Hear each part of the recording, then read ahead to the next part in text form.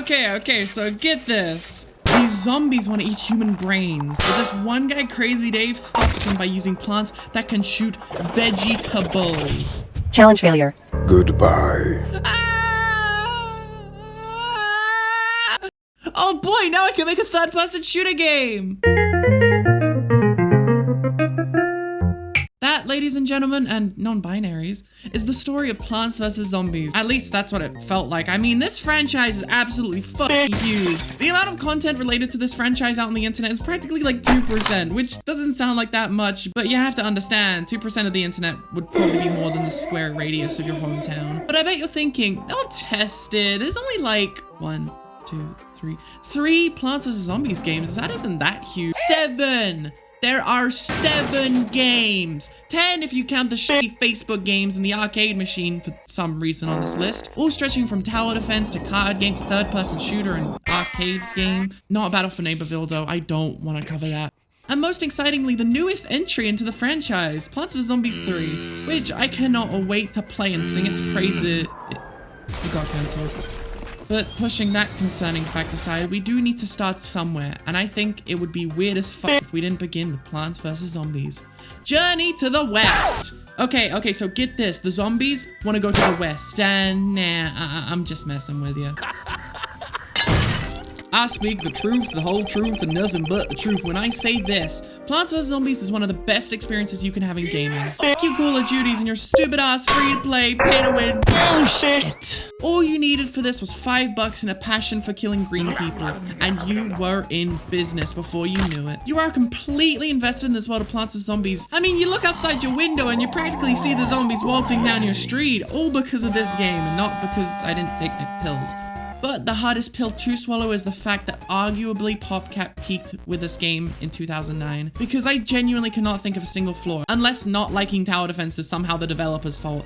And I don't mean to sound like your dad describing music back in the day, but it didn't have all that mumbly shit that music nowadays has. It had everything it needed, a surprisingly long campaign, some mini games thrown in, and a buttload of small things you can do here or there. Like, for example, the Zen Garden, or as I like to call it, the financial support to my gambling.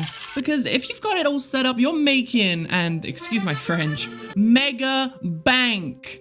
I specifically remember on multiple occasions I would just sit here for upwards of an hour taking care of my plants and waiting patiently for them to plead for the Pizza Tower soundtrack and or getting a tapeworm removed. And if removing a tapeworm while listening to Unexpected isn't cool enough for you, you also have this fish tank I don't know how to use, which includes such interesting features as I still don't know how to use it. But to be completely honest, I feel like we've spent way too much time talking about anything but the actual fucking game itself. So please allow me to introduce you to my friend, Plants vs. Zombies. Hello? Yes?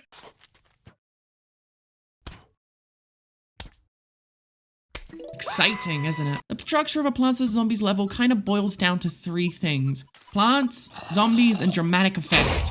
With the plants being your pawns of battle, displaying various powers such as being awful, being mid, and being the best thing in any game ever. The difference with the zombies is that rather than having a handful of zombies that will curb stomp you, they instead basically just throw crowds of them as cannon fodder until maybe one can walk past you and have a delightful meal. And where the game really hooks you is the dramatic effect that is seen more throughout the later worlds but can still be felt to a lesser extent in the first few. As the waves ramp up and your hard work through the whole level prepares to defend against the final oncoming onslaught, the music drops in with a oh yeah, oh yeah, oh yeah, oh.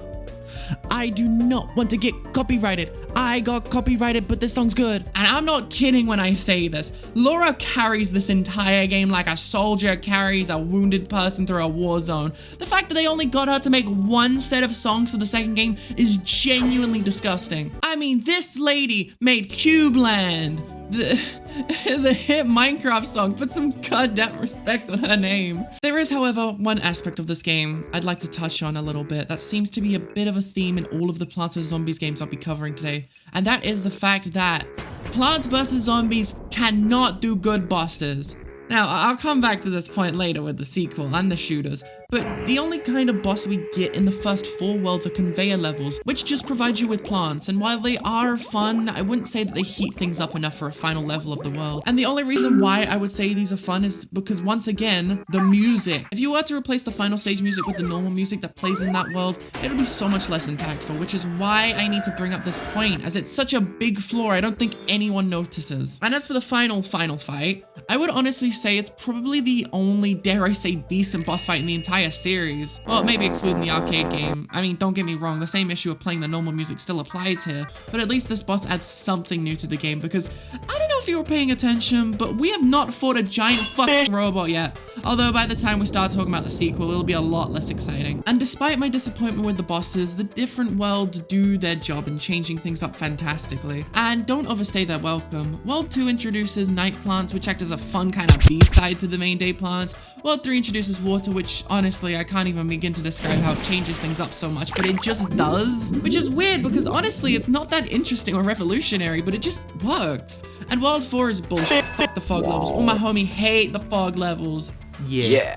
But not arguably the best part of the game has to be the puzzles and mini games, starting with the puzzles. One of these 2 different modes is such a cool way to change the game, and well, a little hint, I ain't talking about Vase Breaker, because iZombie is something I remember practically stimming at as a little anchovy. Just the idea of turning the game on its head and taking on the plants is fucking awesome. This kind of alteration in any game like this is such a no-brainer, and none of them do it for some reason. But Plants vs. Zombies gets me. It understands my deepest and darkest desires to be a corpse. More importantly, instead of having the variety be in any of the boss fights or main world gameplay, they all go to mini games, which provide such fun activities like gambling, bowling, whack-a-mole, fish, Candy Crush, more bowling, and ass! So generally speaking, PVZ1 has got a shocking amount of content for you to treasure through, giving around a minimum of 15 hours to upwards of 50, which is kind of insane for a game that seems so simple and short from the outside. Which is in contrast to our next game, which almost feels like it has the exact opposite problem.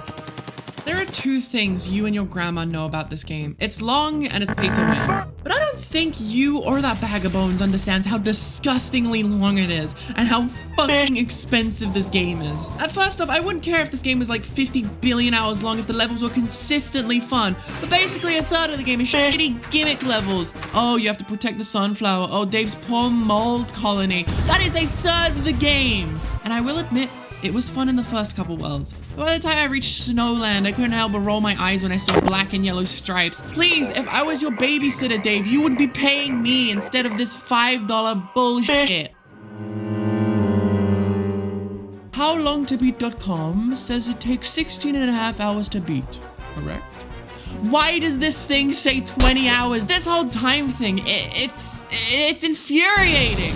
And to discuss the money aspect, don't you, the viewer who is subscribed and liked right now, find it funny that one plant from the original GOAT costs the exact same amount as the entirety of Plants vs. Zombies 1? Like, that's just fucking insane, right? I could not be the only one who thinks this is nuts and pure greed that was injected into this game by something that we will discuss later. I mean, it's got all the parts for a great sequel. A cool idea, all the new plants are amazing, new mechanics are a little rough, but still can be fun. But it's ruined by how long it takes and also just how repetitive the stages are in general. And here I was thinking PopCap couldn't possibly stoop this low, unless PopCap wasn't the one to enact the Spanish chain and bull of shit game design onto an otherwise decent experience. Maybe it was a third party that swooped in and made these decisions. Maybe, just maybe, it was... Yes, I already know you were aware of this, but the studio that brought you the hit game Big Money was purchased by Electronic Arts in our beautiful year of 2011. And ever since, every single Plants vs. Zombies game has had some form of microtransactions. Well, except for the arcade game, but that one was made by Sega? Okay. My point is that not every EA PVZ game is bad. It's just that every EA PVZ game has something holding it down by the neck, strangling it to death because of EA's decisions.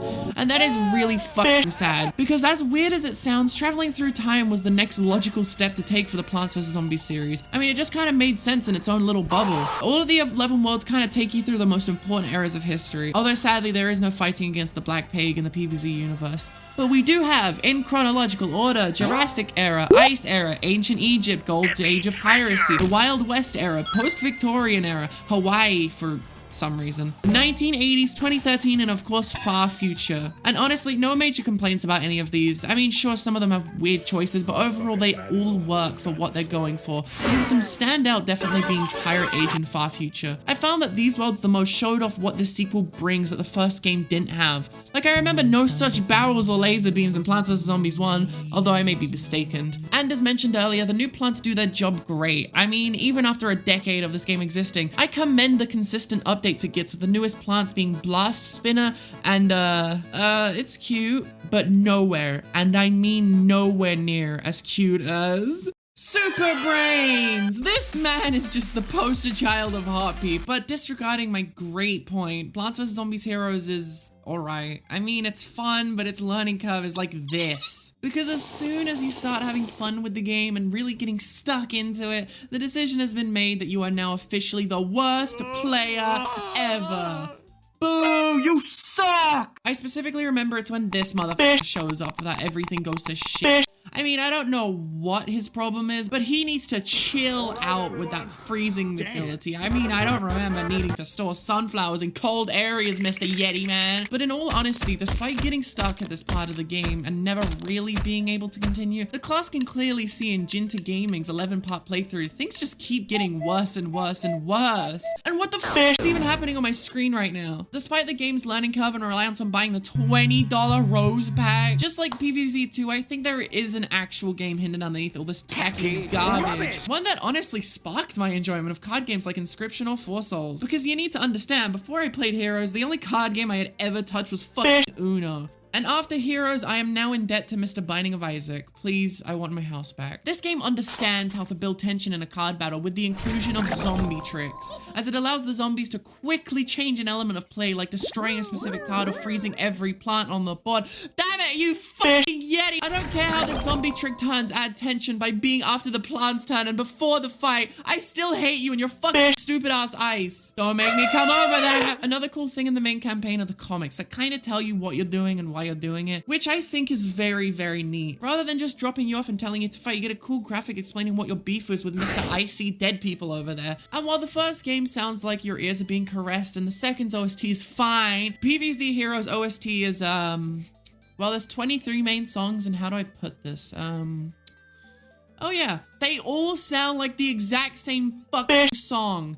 And I'm known for overreacting, sure, but I implore you, go listen to the OST right now and tell me that the music isn't all the exact same with slight variations and gimmicks. But whatever, unlike PVZ 2, I feel like this game was never meant to be a loving letter to the fans that was morphed by EA. Instead, it was all just EA's signature fuck up from the beginning. Oh well, at least the hero designs are cool, and come on, that is literally the 5th image. What the fuck? Garden Warfare, oh Garden Warfare. This game is really confusing and ugly and gritty and weird, but honest to the almighty chair, it just works. You know that, I know that, but how? How did this happen? I mean, such a huge leap for a franchise should go completely wrong, but this game, no, this experience is some of the most fun I think I have ever had in gaming. Like 6 years ago. I mean, the servers are still up somehow after 10 years, and I can still go and play Garden Warfare 1, but honestly, I really don't want to, because I'm worried that it'll ruin my memory of this thing. I mean, watching videos and thinking back on it still looks fun, but what if I pick up my shit-ass Cheeto-ass Xbox 360 controller and it just isn't? Update, I opened my Xbox Tomb and played Garden Warfare for 5 hours straight, and my final verdict, well, in all honesty, it's like Call of Duty. If, Call of Duty was good, yeah! Plants vs. Zombies, Garden Warfare on top! This game is still absolute fire! I mean, don't get me wrong, literally the only thing I was able to actually play was Gardens and Graveyards. Rest in peace, Garden Ops. But my mains like Toxic P and Paleontologist are still broken as fuck. I mean, why does the support character do 14 motherfucking damage? It takes like 3 non-critical hits to kill a pea shooter. Oh my god. And speaking of a pea shooter, that chili bean bomb ability will never not scare the shit out of me every time I see a single red pixel on the screen. Does this man not look intimidating to you? And don't even get me started on the Garden Ops bosses. I remember when I was a little anchovy, whenever some boss's gambling-inator showed up, I genuinely cried from fear. Because, oh god, when I see that Baron Von bitch pop out with his emo gang, I know life is over. In fact, the amount of aura that all of these bosses acquire from these short cutscenes is insane. The amount of menace all of these characters emanate scares me. And you know what? The release trailer for Garden Warfare 1 communicates this awesome scale of Garden Warfare as well, which I think is one of the main aspects that makes this game work. Scale. Everything just feels huge, from the battles to the bosses to the builds. All of that makes you feel like this was a master-crafted game, not made in 2 years, but 10! And now it has come around to its 10th anniversary as of February 2024. And honestly, words cannot describe the joy I feel knowing that this game I grew up with still runs with enough people to encourage the robot running the servers to keep them up. Oh, and one last note, the music from this game has been playing for the entirety of the time I've been talking about it, and it is genuinely amazing. Despite its sequel continuing the mid-music trend, the fact that a whistling man is the main chorus of a song in this game shows the creativity and the earworminess of the soundtrack. And one last note before we move on to the older brother, Taco Bandit is genuinely the worst game mode. It's slow, it's boring, it's got shitty maps, it's bad. It's just bad! Garden Warfare 2, oh, Garden Warfare 2 is so much better than Garden Warfare 1 in so many ways. It's got an actual fleshed out hub world with like a shit ton of fun things and eye candy around to keep you entertained. And it contains literally my most desired feature that was missing in the first installment. A single player campaign that is honestly pretty okay and long, taking around 30 hours to beat. Although it does kind of fall into the repetitive gameplay trap, as how many times can you protect the garden for the Dave machine with some other bots to help you? Clearly the highlight of the campaign are doing tasks for other plants around the hub world. But despite all that praise, it does fuck up a lot the original had going for it too. Case in point, the new characters are kind of arse. I mean, don't get me wrong, having Gwimbly and the hottest creation of the chair on the roster is nothing to cough at, but I just found the balancing to be way worse than it was. I mean, I fucking day to find one Cactus main out of the 523 people currently playing. Hell, I'll do you one better. Engineer players, where are you? And don't even get me started on Torchwood and Hovergo. Before we talk about them, it just needs to be said here, now with full confidence. Plants vs. Zombies Garden Warfare 2 was the time when this franchise was the weirdest it's ever been. Because if you wanted to play as a tree or a goat, you had to pick up a key that was only sometimes there, travel down into Crazy Dave's dungeon, end up in a gnome dimension, do 4 fucking impossible trials that I genuinely spent hours and hours trying to do a couple years back, and finally fight a couple gnome bosses. Okay. Whose idea was this? Yeah, so this game has a really bizarre obsession with gnomes and robots. Okay, seriously, who is making the decisions over there? Oh, you motherfucker! Infinity Time is a co-op game mode which could basically be its own game. There are no plants, no zombies, and no fucking fun. Oh, but there are gnomes though. That's fun, right? That's awesome. We love gnomes. Hashtag lol random. I won't lie though, the theme for Infinity Time does kind of go crazy. It's the only good song in this game, but it's paired with the worst game mode. So personally, I'd recommend muting all music and just playing Garden Warfare 1 soundtrack on shuffle. Now finally, what we've all been waiting for, my first time playing Plants vs. Zombies. Oh right, I forgot it was cancelled. Well, I may as well take this time to speak not how me feel of Plants vs. Zombies, because it's important for you to understand how my opinion is so all over the place with this series, and that is entirely caused by how unpredictable EA is with this toy of theirs.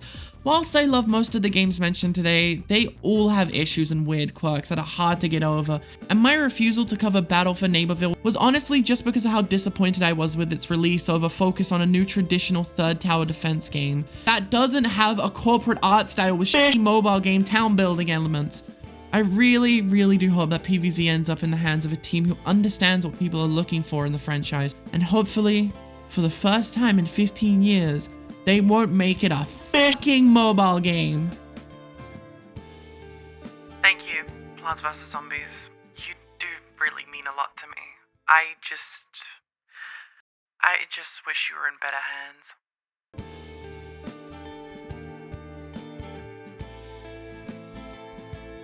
If you enjoyed what you saw here today, please subscribe, like, and comment. It helps more than you can imagine.